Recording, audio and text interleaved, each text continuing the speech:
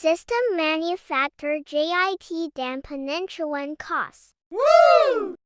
Just in time, apakah itu?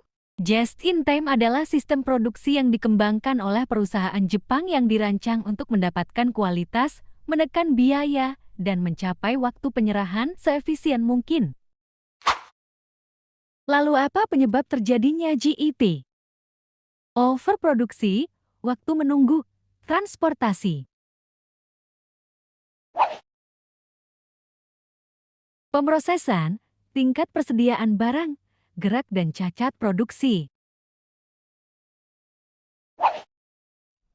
Konsep dasar JIT adalah sistem produksi Toyota, yaitu suatu metode untuk menyesuaikan diri terhadap perubahan akibat adanya gangguan dan perubahan permintaan, dengan cara membuat semua proses dapat menghasilkan produk yang diperlukan, pada waktu yang diperlukan dan dalam jumlah yang sesuai dengan kebutuhan. Konsep pokok yang harus dipenuhi dalam melaksanakan just in time. 1. Produksi just in time JIT adalah memproduksi apa yang dibutuhkan hanya pada saat dibutuhkan dan dalam jumlah yang diperlukan. 2. Otonomasi merupakan suatu unit pengendalian cacat secara otomatis yang tidak memungkinkan unit cacat mengalir ke proses berikutnya. 3. Tenaga kerja fleksibel, maksudnya adalah mengubah-ubah jumlah pekerja sesuai dengan fluktuasi permintaan. 4. Berpikir kreatif dan menampung saran-saran karyawan. Untuk mencapai 4 konsep tersebut, maka diterapkan sistem dan metode ini. 1. Sistem Kanban untuk mempertahankan produksi just-in-time JIT. 2. Metode pelancaran produksi untuk menyesuaikan diri dengan perubahan permintaan. 3. Peningkatan waktu penyiapan untuk mengurangi waktu pesanan produksi. 4. Tata letak proses dan pekerja fungsi ganda untuk konsep tenaga kerja yang fleksibel. 5. Aktivitas perbaikan lewat kelompok kecil dan sistem saran untuk meningkatkan moral tenaga kerja. 6. Sistem manajemen fungsional untuk mempromosikan pengendalian mutu ke seluruh bagian perusahaan. Elemen-elemen just in time. 1. Pengurangan waktu setup. 2. Aliran produksi lancar atau layout. 3. Produksi tanpa kerusakan mesin. 4. Produksi tanpa cacat. 5. Peranan operator. 6. Hubungan yang harmonis dengan pemasok. 7. Penjadwalan produksi stabil dan terkendali. 8. Sistem Kanban. Penentuan cost.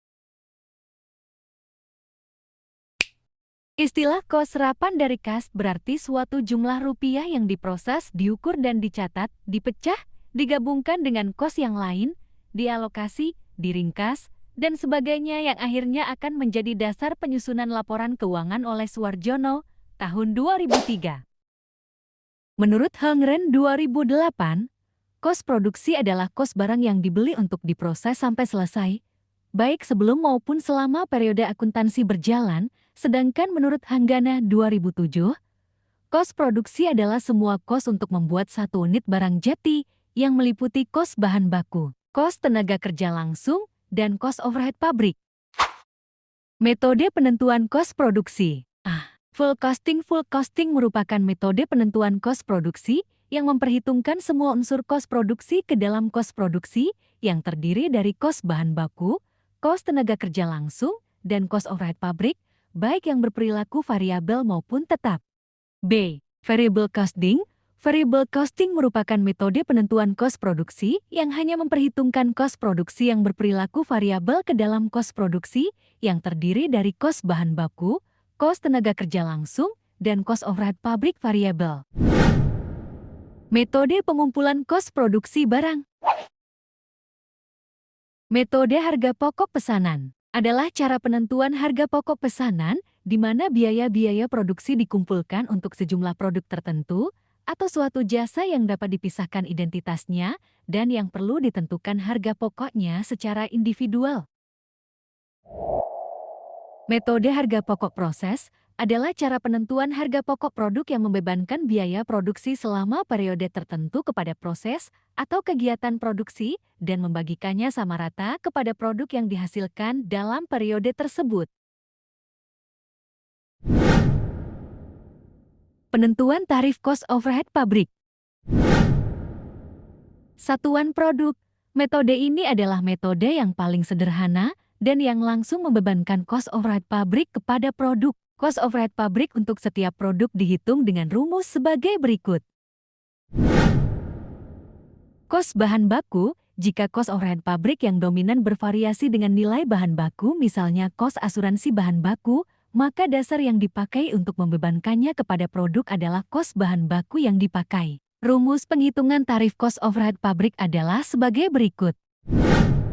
Cost tenaga kerja langsung. Jika sebagian besar elemen cost overhead pabrik mempunyai hubungan yang erat dengan jumlah upah tenaga kerja langsung, misalnya pajak penghasilan atas upah karyawan yang menjadi tanggungan perusahaan, maka dasar yang dipakai untuk membebankan cost overhead pabrik adalah cost tenaga kerja langsung. Tarif cost overhead pabrik dihitung dengan rumus sebagai berikut.